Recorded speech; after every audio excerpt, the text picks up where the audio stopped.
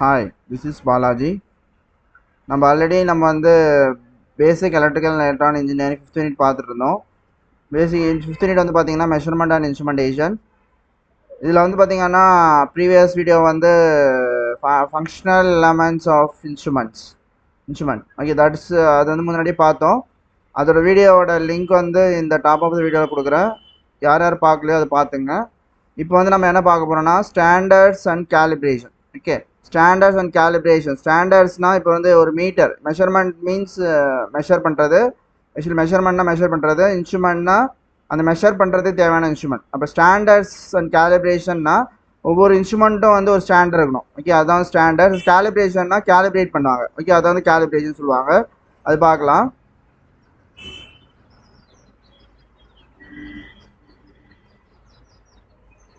So அதை எடுத்துக்கிறேன், standards and calibration.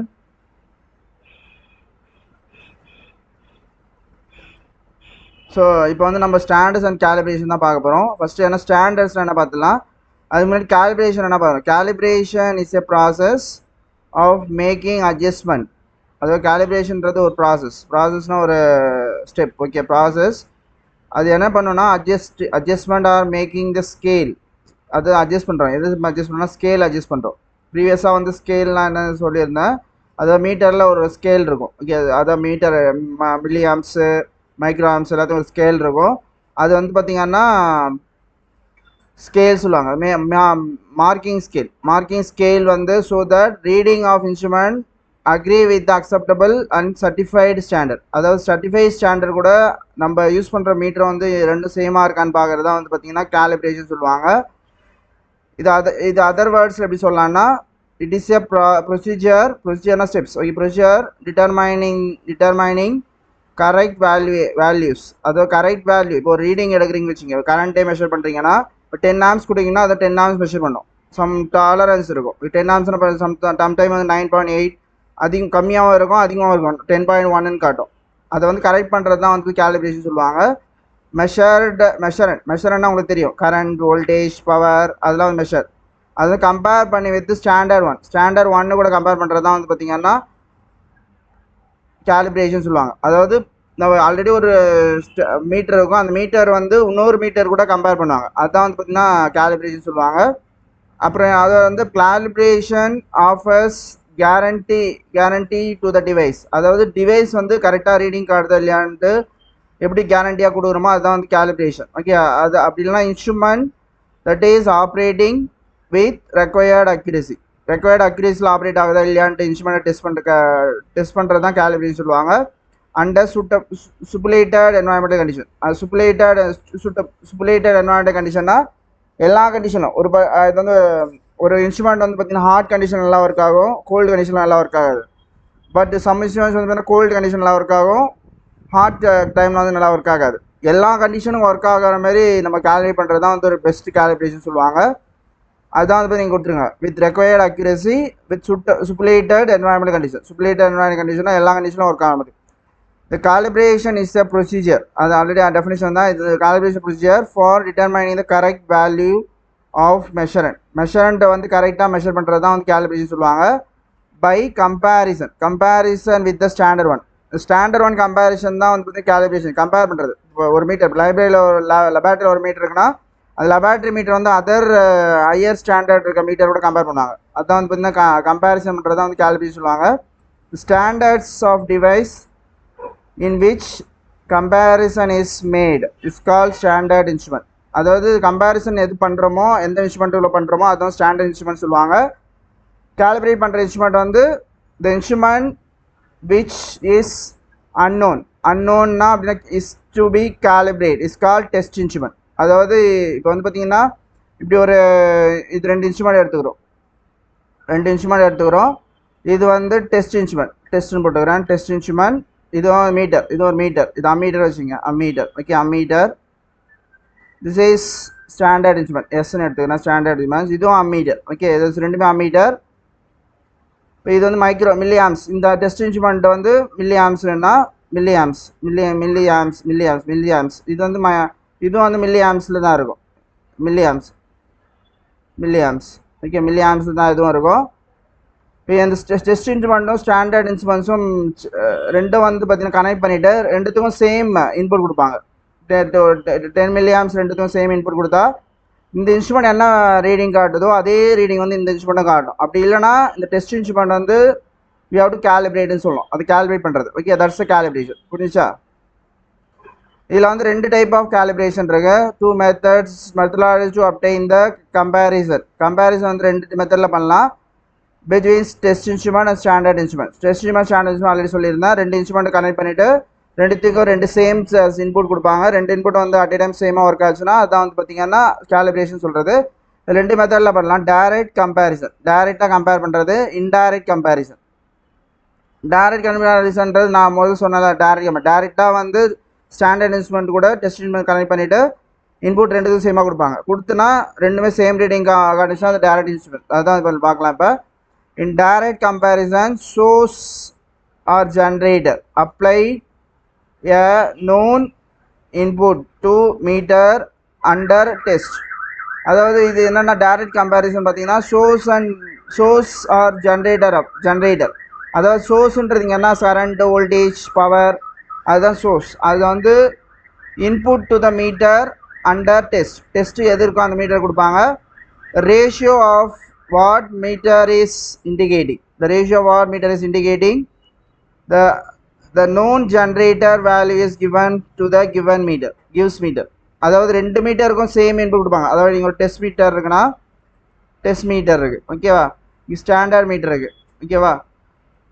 Direct இன்ஸ்ட்ருமெண்ட்னா இதுக்கு வந்து பார்த்தீங்கன்னா ஒரு மில்லி ஆம்ஸ், இது இதுக்கும் சேம் இன்புட் கொடுப்பாங்க. இது ரெண்டுத்துக்கும் வந்து பார்த்தீங்கன்னா சேம் இன்புட் கொடுப்பாங்க. சேம் இன்புட் கொடுப்பாங்க. இது பேட்டரி சப்ளைனா வோல்டேஜ் கொடுக்குற voltage or current anything. Okay, voltage current கொடுத்தீங்கன்னா இந்த இன்ஸ்ட்ருமெண்ட்டும் வந்து சேமாக காட்டணும், இந்த இன்ஸ்ட்ருமெண்ட்டும் சேமாக காட்டணும். அப்படி இல்லைனா we have to adjust this test instrument. Standard instrument mostly சேமாக தான் காட்டும். இது வந்து shows the same value. Okay, இங்கே என்ன 10 கொடுக்குறீங்க வச்சு 10 வோல்டேஜ் கொடுக்குறீங்கன்னா ஸ்டாண்டர்ட் இன்ஸ்ட்ருமெண்ட் 10 காட்டும் கரெக்டாக. அதே 10 வந்து இதில் காட்ட தான் செக் பண்ணுவாங்க. அதுதான் வந்து கேலிப்ரேஷன், டைரக்ட் கேலிப்ரேஷன். ஓகேவா, புரிஞ்சுதா? which helps the direct comparison. அதாவது direct comparison a generator or source applied can be calibrated. அதாவது என்ன சோர்ஸ் அப்ளை பண்ணுறோமோ அது நம்மளுக்கு தெரியும். 10 வோல்ட்டா எவ்வளோ வோல்ட் நம்மளுக்கு தெரியும், அது டேரெக்டாக கேலிப்ரேட் பண்ணிக்கலாம். இது வந்து டைரக்ட் கேலிப்ரேஷன் சொல்லுவாங்க.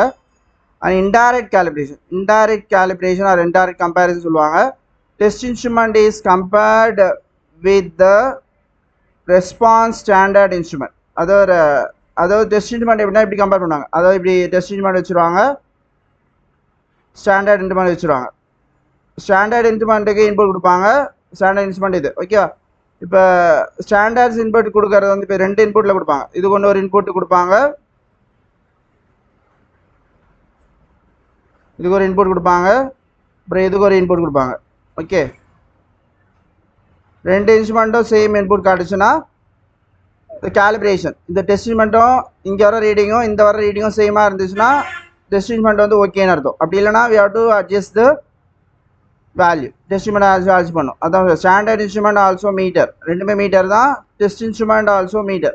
Test instrument is generator, standard instrument also generator. Test instrument generator இருந்தால் ஸ்டாண்டர்ட் இன்ஸ்ட்ருமெண்ட் ஜென்ரேட்டர், அதுவே ஸோ ஆன். எதுவும் டெஸ்ட் இன்ஸ்ட்ருமெண்ட் என்ன இருக்கோ அதே தான் ஸ்டாண்டர்ட் இன்ஸ்ட்ருமெண்ட்டாக இருக்கும். இதுவும் indirect. If the test instrument is meter, the same input is applied to the test instrument meter and will as well as standard meter. ஏதோ மீட்டராக இருந்தால் ரெண்டு இன்ஸ்ட்ருமெண்ட் சேம் சப்ளை கொடுப்பாங்க. ஓகே, ப்ரீவியஸாக டைரக்ட் கம்பேரிசனில் தனித்தனியாக கொடுப்பாங்க. டெஸ்ட் இன்ஸ்ட்ருமெண்ட் தனியாக கொடுப்பாங்க, ஸ்டாண்டர்ட் இன்ஸ்ட்ருமெண்ட் தனியாக கொடுப்பாங்க. இன்டைரக்டில் வந்து ரெண்டுத்துக்கும் சேம் இன்புட் கொடுப்பாங்க. Same input as to giver, same input வந்து கொடுப்பாங்க. அதுதான் வந்து பார்த்தீங்கன்னா indirect comparison. In case of generator calibration வந்து பார்த்தீங்கன்னா output generator tester as well as ஸ்டாண்டர்டுக்கு ரெண்டுமே இருக்கும். Set same nominal value. Okay, then transfer meter which measure the output in both standards and test generator. இந்த indirect comparison. Calibration வந்து ரெண்டு பைட்டில் calibrate பண்ணலாம். அப்புறம் ஸ்டாண்டர்ட்ஸ் சொல்லுவாங்க. All the instruments R calibrated at the time of manufacture against measurement standard. அதாவது எல்லா இன்ஸ்ட்ருமெண்ட்டும் வந்து கேலிப்ரேட் பண்ண பிறகு தான் அது ஸ்டாண்டர்ட் இன்ஸ்ட்ருமெண்ட்டாக மாற்றுவாங்க. இப்போ வந்து ஒரு national standard primary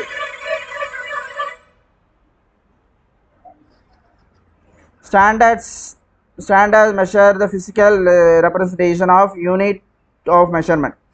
Standards means known accurate measure of physical quantity. இதில் வந்து 4 டைப் ஆஃப் ஸ்டாண்டர்ட் மெஷர்மெண்ட் இருக்கு. International standards, primary standards, secondary standard, working standard. International standards அப்படின்னா டிஃபைன்ட் இன்டர்நேஷ்னல் அக்ரிமெண்ட், அதாவது இன்டர்நேஷ்னல் அக்ரிமெண்ட்டில் பண்ணியிருப்பாங்க. This standards as mentioned above are maintain in international bureau. International பீரோன்னா international லெவலில் maintain பண்ணுற standard. Okay, this weight and measure are periodically evaluated, அதாவது பீரியாடிக்காக மாற்றிட்டே இருப்பாங்க ஸ்டாண்டர்ட்ஸ். இன்டர்நேஷ்னல் ஸ்டாண்டர்ட் வந்து மோஸ்ட்லி ஸ்டாண்டர்டாக இருக்கும். மோஸ்ட்லி அந்த environmental condition, all the environmental கண்டிஷனும் இது வந்து ஒர்க் ஆகிற மாதிரி வச்சுப்பாங்க.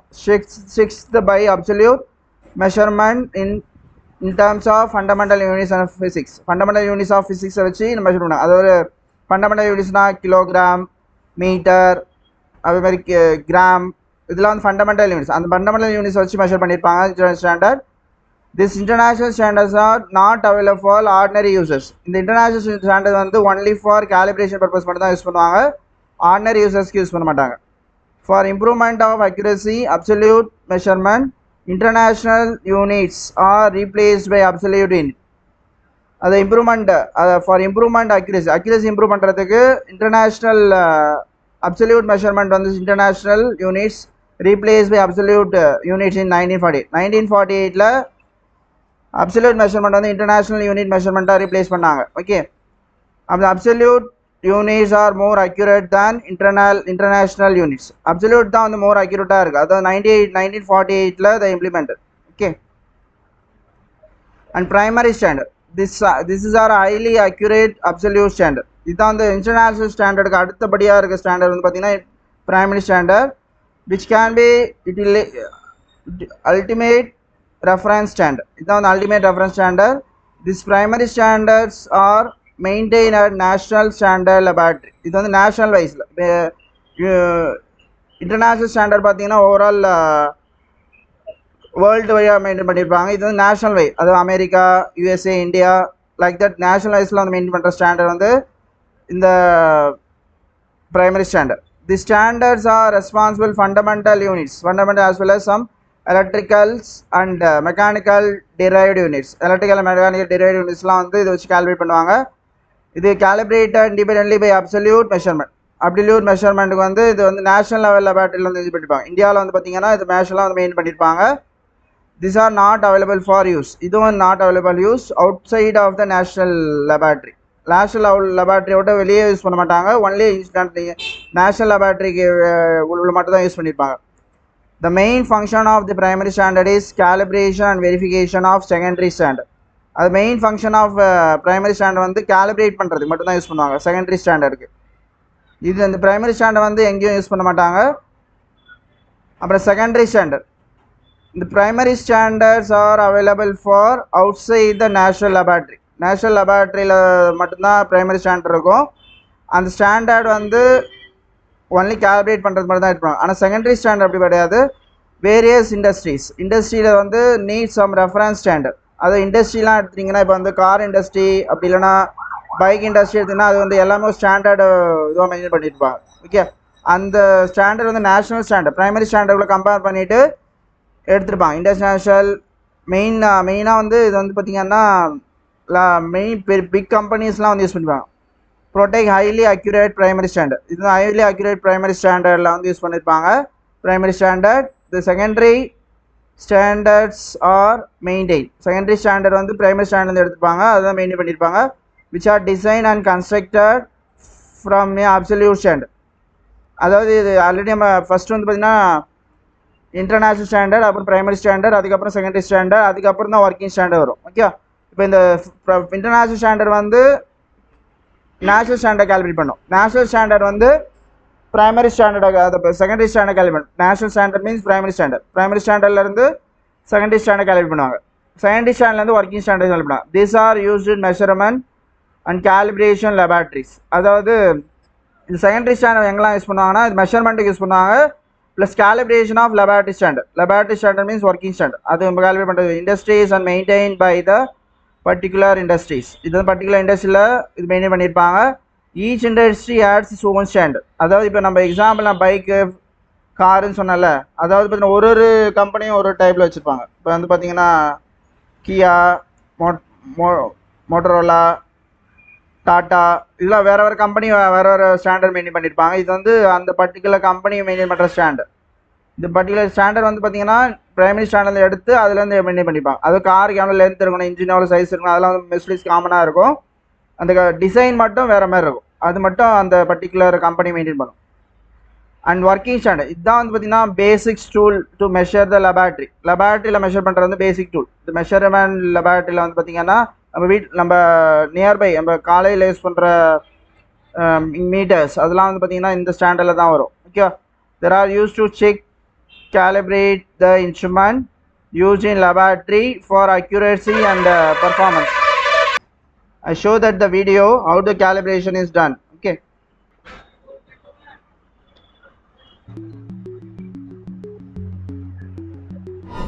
In their application, measuring instruments are subjected to different influences, such as changing environmental conditions or aggressive and abrasive media. Influences that may, over the course of time, have an unnoticed effect on the measured values. If the instrument has become inaccurate, this can lead to disruptions in the process or even trigger serious safety risks. The result of this are high costs. A regular inspection of measuring instruments, referred to as a calibration, is therefore recommended and even prescribed in many cases. With a calibration, the measuring instrument, also known as the calibration item, is compared with a reference measuring instrument. In this way, possible deviations are detected. The reference measuring instrument is more accurate than the measuring instrument and is traceable. Consider the calibration procedure using the example of a pressure gauge. The calibration is carried out over the entire measuring range. The 0 point, intermediate values, and the full scale value are checked. If the deviation of the calibration item is within the manufacturer's specifications, the calibration certificate will be issued with a specific confirmation. If the deviation is too large, the instrument will be reset. This process is known as adjustment. It can then easily be used again. A special case of calibration is represented by verification. Here, the calibration process is certified by a government agency. This is required in some cases, for example, for the purpose of consumer protection. In our Vika laboratories, we are able to calibrate, as well as adjust and verify your measuring instruments. We are happy to answer any questions on calibration services. This விகான்றது ஒரு company. இவங்க வந்து பார்த்தீங்கன்னா calibrate பண்ணுறதுக்கு பண்ணித்தராங்க. இது வந்து பார்த்தீங்கன்னா national standard, அப்புறம் secondary standard, அப்புறம் வந்து ஒர்க்கிங் ஸ்டாண்டர்ட் யூஸ் பண்ணுற மீட்டர்ஸ்லாம் வந்து கேலிப்ரேட் பண்ணுற விகான்ற கம்பெனி. இவங்க வந்து பார்த்திங்கன்னா இவங்க வந்து என்ன பண்ணுறாங்கன்னா எல்லா மீட்டர்ஸும் வாங்கி அவங்க கேலிப்ரேட் பண்ணி தருவாங்க. அதாவது ஸ்டாண்டர்ட் இன்ஸ்ட்ருமெண்ட்டோட கம்பேர் பண்ணிவிட்டு டெஸ்டிங் இன்ஸ்ட்ருமெண்ட் வந்து சரி பண்ணி கொடுப்பாங்க. அது ரெண்டுமே ஸ்டாண்டர்ட் டெஸ்டிங் இன்ஸ்ட்ருமெண்ட் கரெக்டான வேலை கிடச்சுன்னா அவங்க வந்து சர்டிஃபிகேட் கொடுப்பாங்க. அப்படி இல்லைனா டீவியேஷன் இருந்துச்சுன்னா அட்ஜஸ்ட் பண்ணிவிட்டு அந்த அப்போ அட்ஜஸ்ட் பண்ணது பிறகு அந்த ஸ்டாண்டர்ட்ஸை வந்து சர்டிஃபை பண்ணுவாங்க. ஓகே, தேங்க்யூ ஃபார் வாட்சிங்.